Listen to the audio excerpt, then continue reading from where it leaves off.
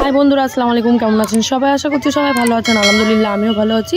তো আবার একটা নতুন ভিডিও নিয়ে চলে আসলাম। ভিডিওটা হচ্ছে বা রেসিপিটা হচ্ছে চিকেন ঘুগনি। তো এই যে ঘুগনিটা এখানে সেদ্ধ করে নিয়েছে মা, আর এখানে কুচু কুচু একদম ছোটো ছোটো সাইজে কুচু কুচু করে আলু কেটে নিয়েছে। আর এখানে বসিয়ে নিয়েছি কড়াইয়ের মধ্যে একটু সামান্য তেল দিলে তেলটা গরম হলে আলুগুলো ভালোভাবে ভেজে নিতে হবে। তো বেশি কিছু উপকরণ লাগে না, খুবই সহজে এত সুন্দর টেস্টি একটা রেসিপি তোমরা বাড়িতে খুব সুন্দর বানিয়ে নিতে পারবে। একদম দোকানের মতন হবে, একবার ট্রাই করে দেখো। তো এখানে মা হচ্ছে চিকেন একদম কুচো কুচো করেছিল, একদম ছোট ছোট পিস করেছিল। তো ওটা ফ্রিজের মধ্যে ছিল, ওই জন্য একে অপরের গায়ে লেগে লেগে গিয়ে একটু বড় বড় সাইজ দেখাচ্ছে, কিন্তু একবারে ছোট ছোট পিস করেছিল। তো আবারও কড়াইয়ের মধ্যে বেশ কিছুটা তেল দিয়ে পেঁয়াজ দিয়ে নিয়েছে। পেঁয়াজগুলো একটু ভালো ডিপ ফ্রাই করতে হবে। তো এখানে ভালোভাবে ফ্রাই করে নিতে হবে পেঁয়াজটা।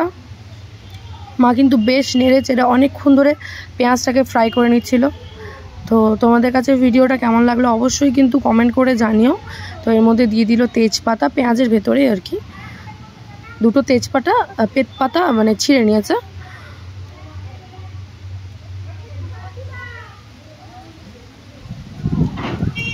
তো এর উপরে দিয়ে দিতে হবে চিকেনটা ভালোভাবে ফ্রাই করে নিতে হবে।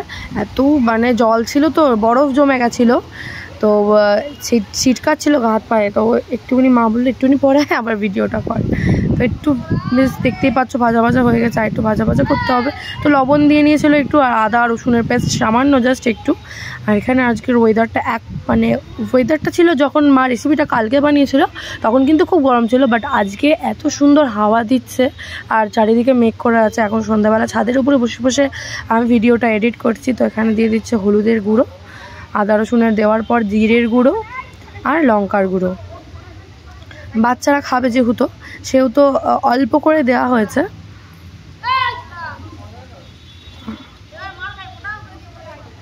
এই যে একসাথে চিকেন আর মশলা একসাথে বেশ কিছুক্ষণ ধরে কষিয়ে নিতে হবে, যাতে চিকেনের ভেতরে মশলাটা পুরোপুরিভাবে ঢুকে যায়। তো এখানে দেখতেই পাচ্ছ মা কত সুন্দরভাবে চিকেনটাকে কষিয়ে নিচ্ছে। এই যে একে ওপরের গায়ে চিকেন যেগুলো লেগে গিয়েছে, মা আবার ওটাকে একটা খুন্তির সাহায্যে চেষ্টা করছে ছাড়িয়ে নেওয়ার।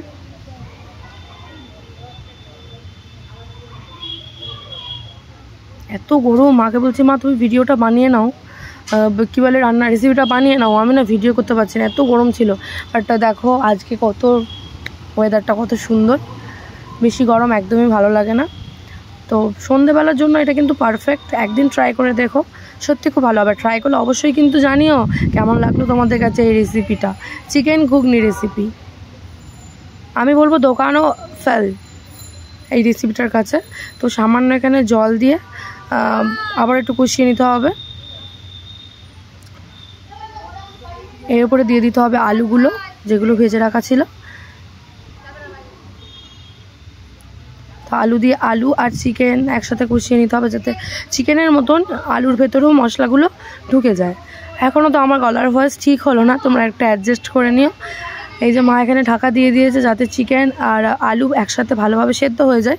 তো বেশি টাইম লাগবে না, কারণ আলুটা ভাজাই ছিল আর চিকেনটা অনেকক্ষণ ধরেই কষানো হচ্ছে। তো এই জন্য আমাদের কষানো হয়ে গেছে পুরোপুরি। তো এবার যে মটরটা সেদ্ধ করে রাখা ছিল সেটাও দেওয়া হয়ে গেল। তো মটর, চিকেন আর আলু এবার একসাথে কষিয়ে নিতে হবে।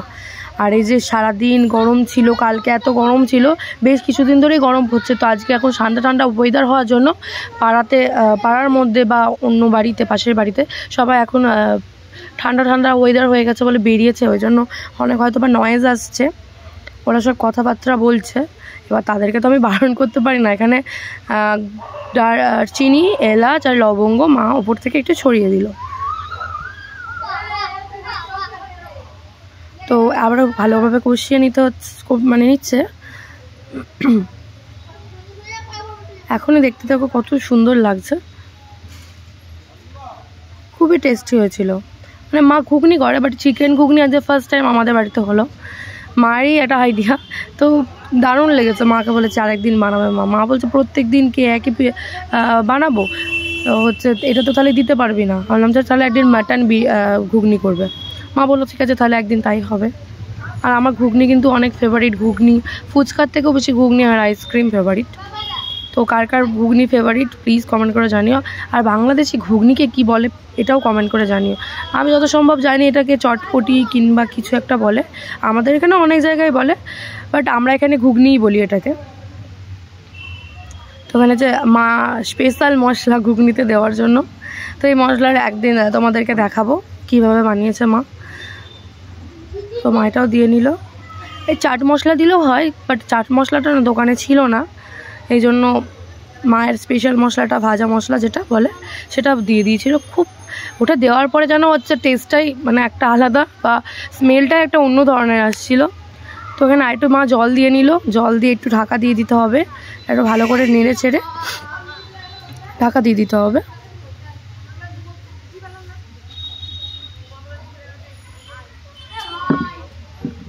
যেখানে ঢাকা দিয়ে দিয়েছে, তো ঢাকা খুলে দেখতে পাচ্ছি আমাদের রেসিপিটা পুরোপুরি কমপ্লিট। প্লিজ ভালো লাগলে শেয়ার করে দিও, যারা যারা এখন আমার চ্যানেলটা সাবস্ক্রাইব করোনি প্লিজ সাবস্ক্রাইব করে দিও, একটা লাইক করে দিও, আর কমেন্ট করে ভুলো না কমেন্ট করতে কেমন লাগলো তোমাদের কাছে। দেখো কত সুন্দর লাগছে, অনেক সুন্দর হয়েছিল। একদিন বানিয়ে দেখো, সত্যি ভালো হবে। Thank you for watching. Bye bye বন্ধুরা, ভালো থাকবে, সুস্থ থাকবে।